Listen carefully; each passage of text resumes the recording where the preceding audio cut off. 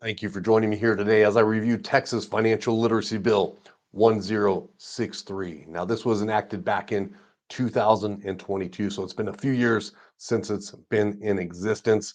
And I'm going to do a review of the mandates and what it means for the youth here going through the school system. As a Texas resident, I love Texas, the people. I even like the hot weather in the summer. I love the food. I love the activities to do, but I do not like this bill. There's a lot of loopholes, there's a lot of problems, and it's doing a huge disservice for the kids of the state. Now, for those that have seen my other reviews of other states, you realize I'm very critical of the state standards. And my goal is to elevate these so every student graduates with the ability to confidently make near term financial decisions so they don't get into financial problems like many of us face when we went out on our own on the first time, myself included. So, my end goal is for the youth. I also say for those that have led the charge to push these bills, I know it's a challenge. I know it's tough. I'm appreciative of your efforts, but this is going to be a critical review. There's very little I like about this bill, and let's get into the details here right now. For those that want to follow along, we will put the link to the bill in the show notes. In addition, you can look up SB number 1063 and see that. I'm going to start on page two as page one's kind of fluff, but page two, line item, the first area, line item one. Let's add this to the thing here. Every student will be required to take at least a half credit in economics or personal financial literacy and economics. So, two problems here right off the bat. Number one, it's not required, it's not mandated, it's an elective. They could take economics or financial literacy with economics in there.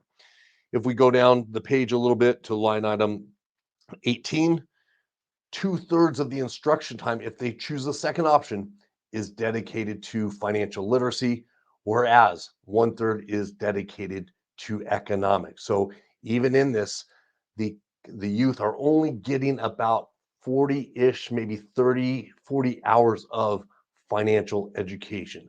Not enough time, not enough rigor, major problem there. And in talking with we have another major problem because in talking with teachers out here, they're confused at what they should be doing. The Texas Education Agency has failed to do any housekeeping online. So when you look up Texas Financial Literacy Bill, you're going to see a lot of old material. And I've spoken with teachers who are using the old standards and old materials. So this just on the front page of Google, they have materials from their bill back in 2012. So they're getting confused there. In addition, their old administrative code back in 2016, it lists topics that are not mentioned in this new bill. So a lot of confusion amongst teachers, and the agency can do simple housekeeping to make it easier for teachers to locate. So there's confusion there. In addition, the other problem, most of the teachers that are doing this that I've spoken to come from economics, right? They're economics teachers, and now they're told they have to make two-thirds of their class focused on financial literacy. So when you have a teacher that's very confident in teaching a subject, they've been teaching economics for handful, dozen, maybe 20 plus years, and you're telling them to interject a new subject in there, there's problems. One, they feel more confident in teaching economics. So maybe instead of doing two-thirds personal finance, they're doing maybe half personal finance and half economics, right? Because they're more comfortable there. Or maybe they don't want to develop the lesson plans and they get upset and confused because there's a lot of old information online that doesn't make it easy for educators to locate. So when you have a non-standalone class and you're giving the teachers the idea on when that cutoff is, and they're comfortable teaching other subject matter, oftentimes the new subject matter gets cannibalized and very little instruction is done. So eating into that 30, 40 hours that should be dedicated to financial literacy, that's a big problem. And again, there's some simple things that we can do to address that. But bottom line, 30 to 40 hours of financial literacy education is absolutely not enough. If try speaking a foreign language or learning advanced math or doing anything after 30, 40 hours of instruction, let alone personal financial literacy, which is a very comprehensive subject matter. Moving on. So we'll go to the next one I had a big problem with here, which is line item 23, still on page 2, line item 23. The agency shall develop a list of free and open source publicly available curriculum to be used in the school district in their personal financial literacy and economics course that satisfies the curriculum requirements. What's the problem here? Every other subject, they're purchasing high quality curriculum. They're not using free open source stuff they find online. They're purchasing quality curriculum for math, science, English. That's what they do. That's what schools should be doing. And when you have free and open source, now I'm all for that. It's a wonderful thing. I think they should do that. But when you have free, there's often competing interest, right? You have government agencies producing free and open source curriculum that may have some biases included, right? You have financial service institutions that are producing free and open source because they're looking to build relationships with potential future clients. So there's some biases when you're utilizing that type of curriculum. Why isn't personal finance taught like other subjects where they're purchasing high quality curriculum that's been vetted and shown to make a lasting difference in students' lives? Right? So why is this subject treated differently? That's a problem. There's plenty of funding to pay for that. I know my property tax bill, the majority of that goes toward schools. I pay a lot of property tax, and there's a lot of money to go around, and they need to invest into the subject I feel is most important for youth, which is money management and learning about money. So a big problem there. I don't know why, again, they're treating this differently than other classes, but that is a major issue. So that is the SB 1063 bill. There's some other things that talk about funding. Now they're open to funding from private and public sources, which is okay. And from my understanding, they are getting their funding from the economics funding barrel. So it's partially funded. It's not directly funded. I have a little issue there, but at least money's coming in for that. I just don't know how they're spending it. What you didn't see through that bill is anything mentioning teacher training, anything mentioning measuring student outcomes, anything mentioning education methodologies, how we're teaching, what we should be doing, anything regarding topics, right? Now, I'm going to move on to that's the bill, right? I'm going to move on to how they enforce the bill. It's I'm pulling up another document here, Education Code, subtitle F, Curriculum Program Services, Chapter 28, Courses of Study and Advancement. I'll put a link in there for you as well. And we're going to look at Section 28.0021. And this is the additional things that Texas Education Agency said about this financial education and what should be implemented. They didn't add much at all. In fact, there's a ton of things missing. There's many gaps, and we'll cover that at the end when I go through a line by line ranking of where they're doing good and where they're failing. The first line item here says this it shall include instruction in personal financial literacy, including instruction methods of paying for college and other post-secondary training. Right now, I was thinking about that for a while. I think it's good that every student should understand, going down the page a little bit, that every student should be completing the application for federal student aid. I think it's good for college-bound students only. If the students aren't going to college, what's the point? In Texas, it's 50 to 60% that go on to college or post-secondary education. So for a big portion of the class, it's not needed, it's not necessary. Now, I think it's always good to encourage higher education and so forth, but I think that should be separate because this alone, to complete that application, have an understanding, that's going to eat up 5 hours of education that, you know, 40 to 50% of the class won't need or won't use. So again, I don't like when there's just one random topic put in there. And my thought is it's an easy way to eat up time and bring in the student counselor department or so forth. Now, do I feel that every student should have that's going to college or considering should have direct and very comprehensive training on paying for college, selecting a college that delivers them a true ROI, and one that is going to benefit them in the long run, and how to keep debt low, what it means when they're taking on debt, and so forth. Absolutely yes.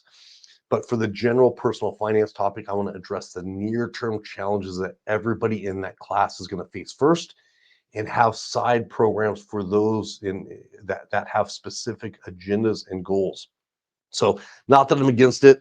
I just want to, since we have such limited time, I want to have coursework in there that benefits 100% of students and so forth. So again, that's a small issue I had there, but I think it's good that it is including some mention of paying for college. I just don't know about going through all those layers.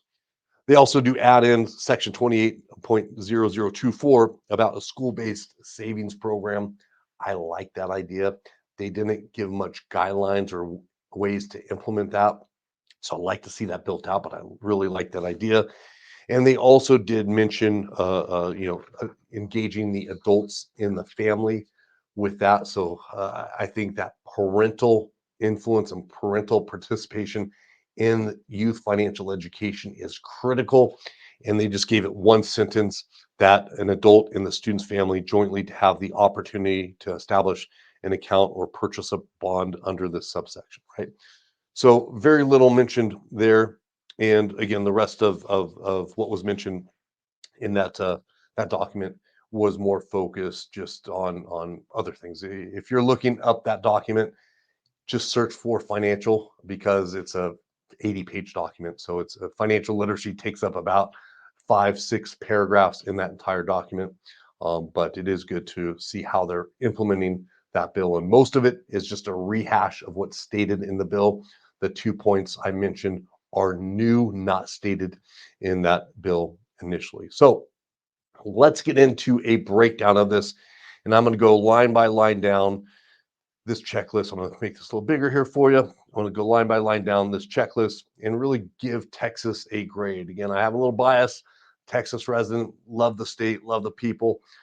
But again, their financial literacy standards are painfully low, some of the lowest I've seen in the country. First, is it delivered in a standalone class? Nope, it is not. And in fact, I think there's a huge risk, because economic teachers are leading it, that economics will eat into that 2/3 of the time supposed to be dedicated to financial literacy. Is there enough time or rigor? Absolutely not. 30, 40 hours of instruction on the subject is absolutely not enough time to get them to higher order thinking skill sets, to get them to apply what they've learned, to put them in a position where they gain enough knowledge and confidence on the subject matter to make a real and true difference in their life. In addition, there was no mention of specific age ranges. So if they're delivering this in ninth or 10th grade, there's a huge risk of learning loss by the time they need it. If it's 12th grade, because there's so little time dedicated, learning loss will be steep unless they're applying things they learned right away. Conduct ongoing education to support long-term outcomes? Absolutely not. There's no mention of that. All other subjects have some type of ongoing pathway. If you're studying anything in high school and you're going to college, there's an ongoing training pathway. But for financial literacy, nothing was mentioned. Again, today with technology, we have easy ways we can communicate and continue educating our youth. And these schools need to leverage technology. It's simple to communicate and provide them timely financial education. But so far, I have not seen one state successfully do that or even attempt that. And it's very easy to do. Next, do they have relevant content that prepares students for near-term life events? Nothing was mentioned at all about the topics required or anything like that. They did mention building out filling out the FAFSA form. That's one topic.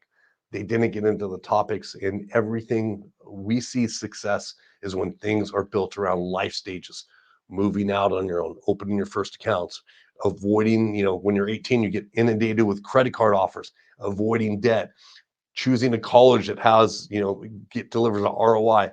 All those things are life stage events that we can prepare students for. And based on the student's need, there should be breakout trainings for specific pathways. So absolutely fail there. Adopt proven curriculum that encourages higher order thinking and application. Absolutely not. They want free resources that are open source and found online. Absolute joke. It's embarrassing. I don't know where my tax dollars goes for education. It's not to the teachers. Sadly, we have teachers out there doing some great things, some high performing teachers getting no bonuses, no support. In addition, it's not going to the students' curriculum on this subject matter, maybe other subject matter, but not personal finance. Absolute failure. And I'm embarrassed by what they stated here in that document. Customized lesson plans based on student needs. Nope, nothing was customized. And there's a big difference based on where we're teaching people rural. Just driving out of North Dallas, where I'm at in the Frisco area, just driving an hour north, right? You get into the farmland, rural. You go down south, it's a city. There's so much diversity here in terms of socioeconomic status and people and the way people are engaging. There needs to be some customization of lesson plans to ensure we're meeting their needs. That was not mentioned at all. So absolute failure there. If we continue down the path, educator and leadership, courses led by highly qualified educators. Absolutely no mention of it there. And teaching economics is completely different than teaching personal finance. And the reason is very clear. Economics, there's no emotional attachment, behavior issues, habits formed, different goals, right? In economics, there's economic facts and principles and theories and so forth that you can teach. With personal finance, every kid has different parents, different socioeconomic status, different habits, different goals, different path in life that they want to do. And it's not the same subject. We need to know behavioral finance, financial psychology, education methods to help build up reasons and develop. How do we get them to apply what they learn? Completely different subject matter. There needs to be specialized training, and there is not. Fail there as well. Programs developed and deployed by managed and experienced leaders. No mention of that. Any successful business knows you need to have successful people that have built out programs. You're not going to hire somebody if you're trying to build up some type of program for a Fortune 500 company. They're not going to just put some random person in that role to fulfill that. Here, there's nobody specified, no qualifications mentioned, nothing that says you need somebody that has experience building hundreds of financial education programs and having a track record of success. Absolute fail there as well. Learner outcome focused assessments, no mention as well. Most of these mandates that I see, they just have content knowledge assessments, pre and post tests that shows you know the content.